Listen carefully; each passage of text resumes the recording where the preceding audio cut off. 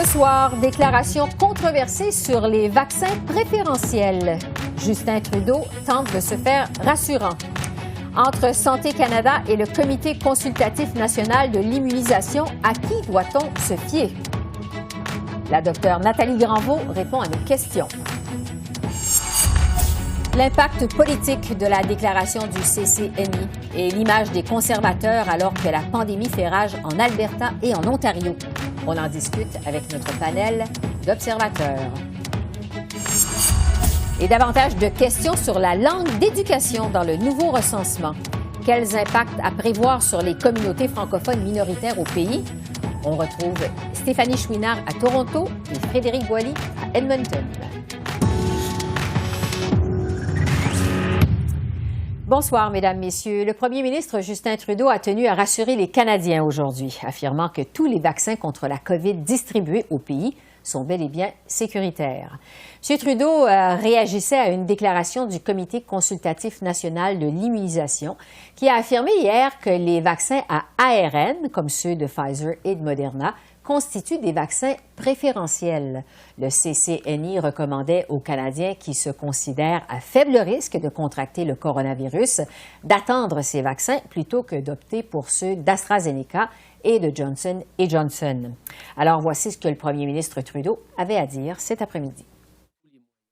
Je veux rassurer et répéter ce que les gens savent, c'est que Santé Canada a approuvé tous les vaccins qui sont utilisés au Canada comme étant sécuritaires et efficaces. Nous allons toujours écouter les experts, les scientifiques qui nous donnent des recommandations, mais l'important, c'est de se faire vacciner le plus rapidement possible, sachant que les vaccins sont sécuritaires et efficaces, tous les vaccins. On sait que plusieurs experts en santé publique ont dénoncé cette déclaration du Comité consultatif national de l'immunisation relativement à ce qu'on a appelé les vaccins préférentiels. Jusqu'à quel point les avis de ce comité doivent être suivis? Qu'est-ce qu'on doit faire avec ces recommandations? J'en discute avec la docteure Nathalie Granvaux, qui est spécialiste en médecine moléculaire et chercheure à l'Université de Montréal. Bonjour, docteur Granvaux. Bonjour, Madame Deschamps. Donc, pour revenir sur l'objet de cette controverse, en fait, le Comité consultatif national de l'immunisation a affirmé hier que les vaccins de Pfizer et de Moderna constituent des vaccins préférentiels, je cite, que les Canadiens qui peuvent attendre pour avoir ces vaccins plutôt que ceux d'AstraZeneca et de Johnson & Johnson sont mieux d'attendre. Qu'est-ce que vous en avez pensé, vous, de cette déclaration du Comité consultatif national de l'immunisation? Écoutez, la déclaration était vraiment très, très maladroite par rapport au message réellement qui devrait être communiqué par rapport à leurs recommandations. La forme était vraiment pas appropriée pour que la population puisse comprendre de quoi il s'agissait. Donc, en fait, le choix du mot préférentiel est vraiment maladroit. Ce qui devrait être communiqué, c'est que dans une zone, en fait, où il y a de la transmission du virus, le premier vaccin qui est disponible est le meilleur pour vous. Par contre, on en a déjà parlé ici à votre antenne, oui. Il y a un certain nombre de risques. Il y a un risque de thrombose qui a été associé avec le vaccin d'AstraZeneca, qui est la même chose avec Johnson & Johnson, mais qui est très faible comparé au risque de la COVID-19. Donc, les gens doivent comprendre ça et doivent se protéger. Ouais. Donc, le message était vraiment très, très maladroit. Oui, vous dites maladroit parce que ça a créé, en fait, de la confusion, entre autres parce que, vous le dites, Santé Canada, de son côté, a toujours affirmé que le meilleur vaccin contre la COVID au Canada, c'est le premier qui est disponible, peu importe que ce soit le Pfizer ou l'AstraZeneca. On se demande qui a autorité au pays en matière de vaccins, à qui on peut se fier? Est-ce que c'est à Santé Canada ou au Comité national de l'immunisation? C'est qui la référence? En fait, les deux comités, les deux instances ont des rôles différents. Santé Canada se base sur les données cliniques qui sont remises par les compagnies pharmaceutiques qui produisent les vaccins et sur les données des essais cliniques font une recommandation et donnent une autorisation d'utiliser le vaccin dans certaines circonstances. Ensuite de ça, le comité consultatif d'immunisation doit, lui, regarder les paramètres épidémiologiques et faire une recommandation de la meilleure utilisation de ces outils de prévention. Donc, ils sont complémentaires. Mais par contre, je l'ai déjà exprimé auprès du comité permanent de la santé, le fait que ces deux institutions parlent pas d'une seule voix rend le message très confus pour la population et je pense qu'il y aurait un intérêt à faire en sorte que ces deux institutions travaillent ensemble et communiquent un seul message. Ça serait vraiment important. Bon, cela étant dit, maintenant, pour revenir à cette déclaration, ça a créé toutes sortes de situations d'inquiétude. J'aimerais vous entendre sur... Il y a des Canadiens qui ont déjà reçu une première dose d'AstraZeneca et qui ne veulent plus recevoir la deuxième dose parce que maintenant, ils ont peur. Qu'est-ce qu'on peut leur dire pour les rassurer? Qu'est-ce qu'il y a possibilité de faire pour ces Canadiens? Ce qu'il faut comprendre, c'est, comme on l'a expliqué depuis le début, le risque de thrombose associé au vaccin, que ce soit AstraZeneca ou Johnson & Johnson, est très faible. Si on compare le risque de contracter avec la COVID-19, qui crée des risques de thrombose aussi et de complications, d'hospitalisation, de soins intensifs et de décès, il n'y a pas de comparaison. Le risque associé à la prise de ce vaccin-là est vraiment très minime. Par contre, il est existant et il faut que les gens en aient conscience et comprennent qu'il existe. Ça, c'est important de ne pas nier ce risque-là. Dans la situation de transmission au Canada actuellement et avec les doses qu'on avait jusqu'à maintenant de disponibles, les vaccins d'AstraZeneca et de Johnson & Johnson étaient un outil extrêmement important pour pouvoir avancer dans notre campagne de vaccination. Les gens qui l'ont eu ont très bien fait de prendre le vaccin d'AstraZeneca.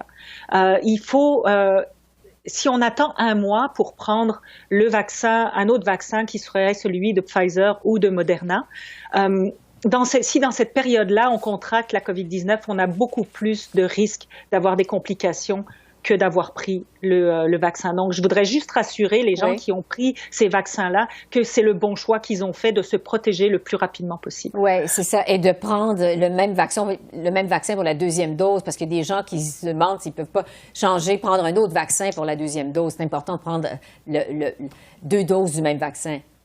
Ça, traditionnellement, c'est ce qu'on recommande de prendre la même dose. Il y a des études en cours, notamment au Royaume-Uni, qui devraient sortir dans les prochaines semaines où, du fait qu'on n'a pas le nombre de doses d'AstraZeneca aussi importantes que pour les deux autres, notamment pour le vaccin de Pfizer, ils sont en train de tester si on donne une deuxième dose qui n'est pas du même vaccin, est-ce qu'on a la même efficacité? Donc ça, d'ici quelques semaines, on va avoir des réponses à ça sur l'efficacité des vaccins quand on fait une vaccination, ce qu'on appelle hétérologue, c'est-à-dire pas deux fois le même vaccin.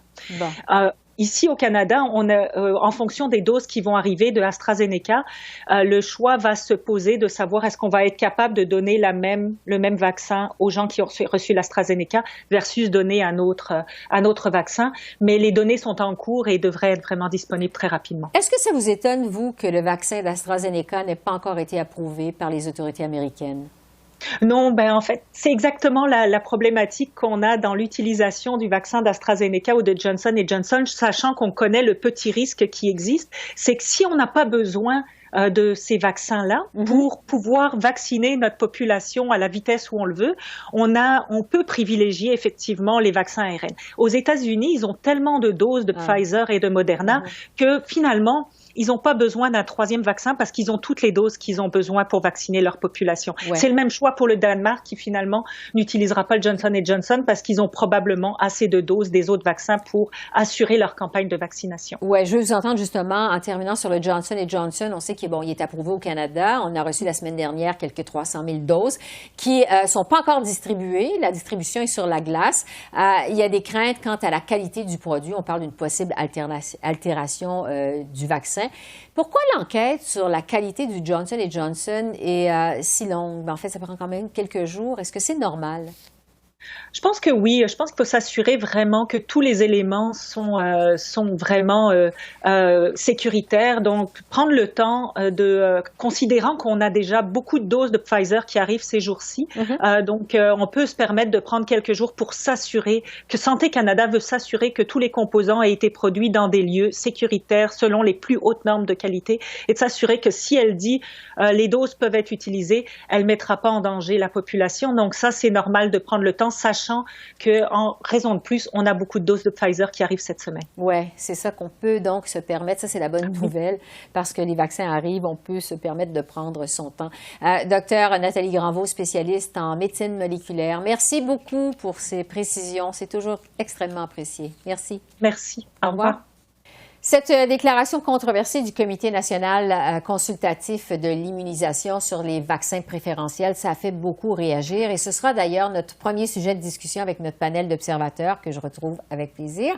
Sheila, Marc-André, Richard et Farouk, bonsoir à vous quatre. Bonsoir. Bonsoir. Farouk, je commence avec vous. Ce soir, on vient d'entendre la docteure Nathalie Granvaux qualifier cette déclaration de maladroite. Il y a plusieurs qui jugent que ça vient créer de la confusion.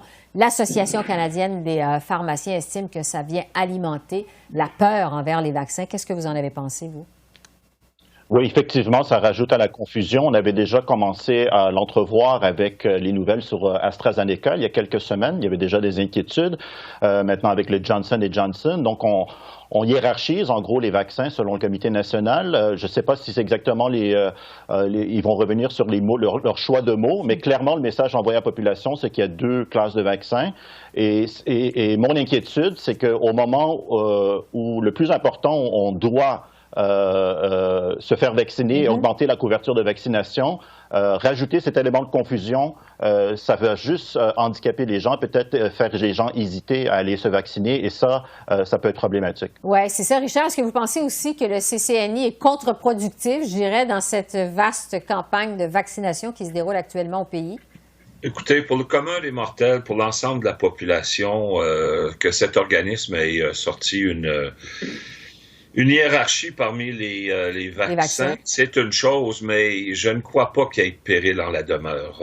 La situation présentement, c'est de reprendre, faire du judo avec cette annonce, de tout simplement calmer le jeu, que les premiers ministres, que ce soit Legault, Trudeau, l'ensemble des provinces et du fédéral, mettre en lumière l'importance d'aller se faire vacciner et que ces vaccins ont été approuvés par les différents ministères de la Santé, par Santé Canada, et à ce moment-là, ne pas enfler davantage une déclaration qui n'est pas une déclaration de rejet d'un vaccin. Là. Il faut encourager les citoyens à aller se faire vacciner et ne pas essayer de voir des choses négatives sur l'ensemble des vaccins. Oui, Marc-André, c'est justement en fait ce qu'a fait le premier ministre Trudeau aujourd'hui, encourager les gens à se faire vacciner, a dit que lui-même avait pris le AstraZeneca. Qu'est-ce que vous avez pensé de la réaction du premier ministre à cette déclaration du CCNI? Non, monsieur Trudeau a bien fait de le dire. Il a reçu ce vaccin-là, donc il peut en parler, il peut en témoigner. Monsieur Trudeau a l'air en pleine santé quelques jours après avoir reçu le vaccin. Même chose à Québec avec monsieur Dubé, le ministre de la Santé, qui a également reçu le vaccin il y a quelques semaines déjà. Et ce qui est quand même encourageant, cet après-midi, le ministre de la Santé au Québec nous disait, M. Dubé nous disait que malgré cette confusion-là dans les dernières heures du comité, qu'il y a encore beaucoup de Québécois, Québécoises qui s'inscrivent sur le portail Clic Santé pour avoir le AstraZeneca en connaissance de cause. Et je pense là-dedans, c'est ça qui est important. Il y avait des doutes au début sur l'AstraZeneca. On a vu qu'est-ce qui s'est passé en Europe. Malheureusement, je pense qu'on a suivi un peu dans cette voie-là au Québec à mettre des doutes, au Canada à mettre des doutes dans la tête des gens, mais les gens mettent ça de côté, ils savent qu'il y a des risques. On le voit au Québec, il y a eu un décès la semaine dernière. Il y a des risques, il n'y a pas de médicaments parfaits, mais des risques, on en prend tous les jours. Fait que je pense que les gens sont prêts à prendre le risque, puis je pense que les Canadiens sont tellement tannés de la pandémie qu'on veut avoir un vaccin rapidement dans nos bras. Moi, j'attends de pouvoir prendre mon rendez-vous d'ici la fin de la semaine. Ah, donc ça s'en vient pour vous, Marc-André. Tranquillement, oui, tranquillement. Il faut être patient quand même. Sheila, M. Trudeau, on l'a vu, a voulu se faire rassurant aujourd'hui sur les vaccins. Mais est-ce qu'il aurait dû être plus ferme, je dirais en fait directement critiquer la sortie du CCNI, parce que ça, il ne l'a pas fait quand même? Ben, je pense que ça dévoile le problème de mettre des scientifiques en poste de porte-parole.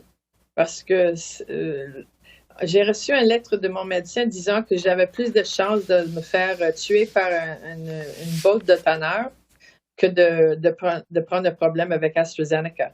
Alors, je ne vois pas pourquoi ils ont sorti cette affaire-là, mais je pense que le comité avisoire sont tous des bénévoles, des scientifiques, qui n'ont aucune expérience politique, et ça paraissait dans la façon que la madame a déclaré qu'elle ne devrait pas donner ça à Salbasser parce qu'il y avait 1,1 million de chances d'avoir un embolisme. C'est vrai dans la science, mais dans la vérité des choses, ça donne peur aux gens et ça n'aide pas le but de se faire vacciner tout le monde pour avoir l'immunité en groupe. Oui, c'est des déclarations qui fait qu'après, on doit faire du contrôle de dommages. C'est ce qui est arrivé toute la journée.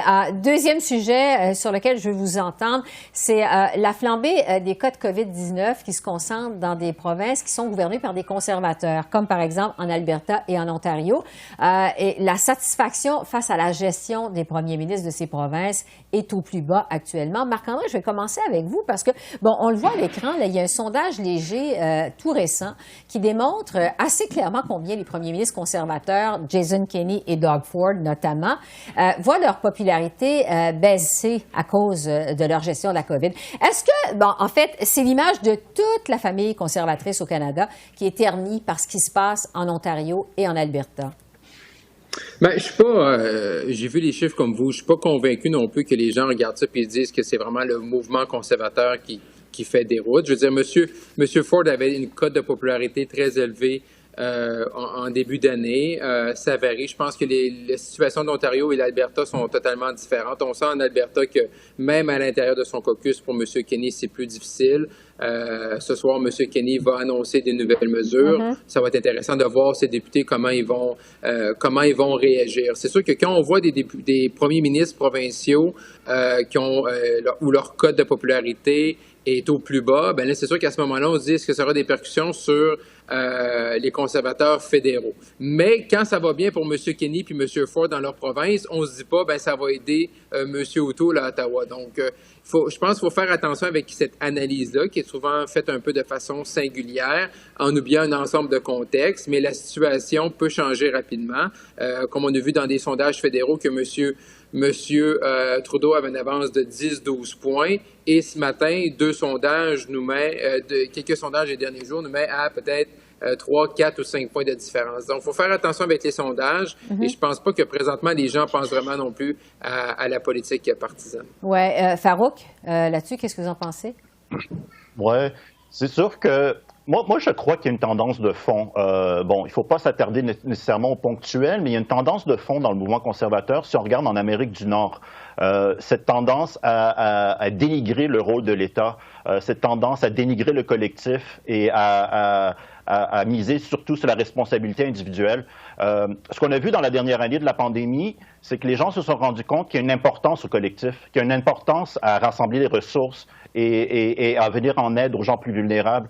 Et ça, le mouvement conservateur, à une certaine époque, parlait de compassion, et on dirait que ce mot-là est disparu du vocabulaire conservateur. Et c'est pas et je crois que c'est en ligne aussi avec leur plafond dans les intentions de vote. Les conservateurs ne peuvent plus être le parti anti-gouvernement. Je crois que les gens cherchent autre chose. Ah, intéressant. Oui, Sheila, parce que Marc-André dit qu'il faut faire attention au sondage. Est-ce que vous pensez que ça pourrait avoir un impact quand même lors des prochaines élections fédérales, particulièrement en Ontario, quand même, c'est un territoire qui va être chaudement disputé? Qu'est-ce que vous en pensez? Mais je pense que Farouk a raison. Si vous prenez le cas de Jason Kenney, il y a 13 députés de son propre caucus qui sont contre les masques. C'est pas seulement la question de sa gérance de pandémie, mais tellement ils sont sur le côté droit que les gens, dans une période de pandémie, ils ont besoin de l'aide du gouvernement. Ils s'attachent plus au gouvernement dans ces périodes-là. Et ça pourrait plus faire mal aux conservateurs, parce que même avec le programme mis de l'avant par les libéraux, c'est critiqué par les conservateurs parce qu'on dépense trop. Les gens pensent que c'est une période de vraiment attaché à la protection du gouvernement. Oui. Richard, je vais vous laisser le mot de la fin là-dessus sur l'image des conservateurs que cette gestion difficile, je dirais, de la pandémie en Alberta et en Ontario, sur la famille conservatrice. Je pense que c'est du grand n'importe quoi. Écoutez, là, ces provinces-là vont se retrouver à un moment donné dans le temps en élection. Qu'est-ce qu'il y aura comme campagne électorale à ce moment-là? On n'en a aucune idée à ce point-ci. Qu'il y ait des difficultés de gestion, que les gouvernements s'adaptent ou en prennent soin de bien se réaligner pour répondre aux citoyens. Mais on ne à mon avis, lorsque cette pandémie va commencer à se dissiper et qu'on va respirer beaucoup mieux pour l'ensemble du territoire québécois et canadien, les citoyens ne regarderont pas à quel moment donné ça a été plus difficile. On va être heureux, autant au Québec qu'au Canada, d'avoir passé à travers cette situation. Donc, ce qui est ponctuel tout de suite, oui, ça peut faire mal. Puis vous avez remarqué, c'est pas dans toutes les provinces que les gouvernements conservateurs sont à bas niveau, là.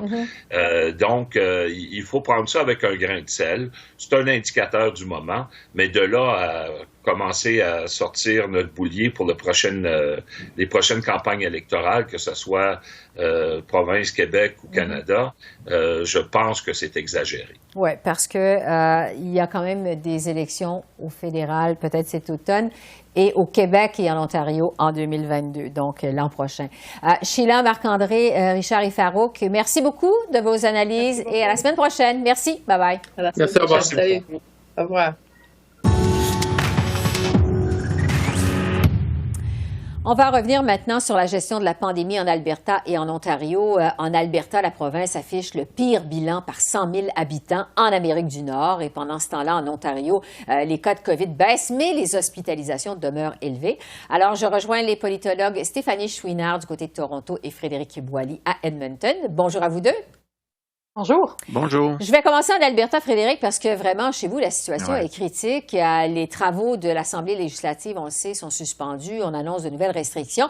Malgré ça, le premier ministre Kenney continue de dire que son gouvernement doit mettre dans la balance les considérations économiques et les mesures de santé publique. Est-ce que c'est une position qui est toujours défendable politiquement? Non, politiquement, là, ça devient de plus en plus difficile à défendre parce que on voit qu'il y a une grande partie aussi des Albertains qui s'attendent à ce que des mesures plus sévères soient prises. D'ailleurs, cet après-midi, on s'attend à ce que Jason Kenney annonce de nouvelles restrictions. Est-ce que ça va être des restrictions plus du côté judiciaire? Parce que ça, c'est un problème également. Ce qu'on note, c'est que s'il y a beaucoup d'Albertains qui suivent les mesures, il y en a aussi une bonne partie qui ne les suivent pas. On l'a vu cette fin de semaine, il y a eu même un rodéo, qu'on peut appeler un rodéo politique, puisque c'était pour contester les mesures de confinement. Donc, ça montre que la position du gouvernement de Jason Kenney, par exemple, présentement, est très précaire. Elle est précaire parce qu'il est affaibli à l'intérieur même de son propre camp où il est fortement contesté. Et par conséquent, il doit arriver avec des nouvelles mesures, mais des nouvelles mesures qui, on le sait, vont probablement insatisfaire une certaine partie de son propre camp politique. Donc, on va voir comment il va faire pour arriver à trouver une sorte d'équilibre, disons, entre l'économie, mais aussi entre le politique de son propre parti. Sur le message de Jason Kenney, Frédéric, je vais rester avec vous avant d'aller à Stéphanie. Bon, M. Kenney affirme, entre autres, qu'il n'y a pas toujours un lien direct entre les restrictions et le contrôle de la pandémie. Est-ce que le premier ministre Kenney envoie un message qui est clair à sa population, aux Albertains?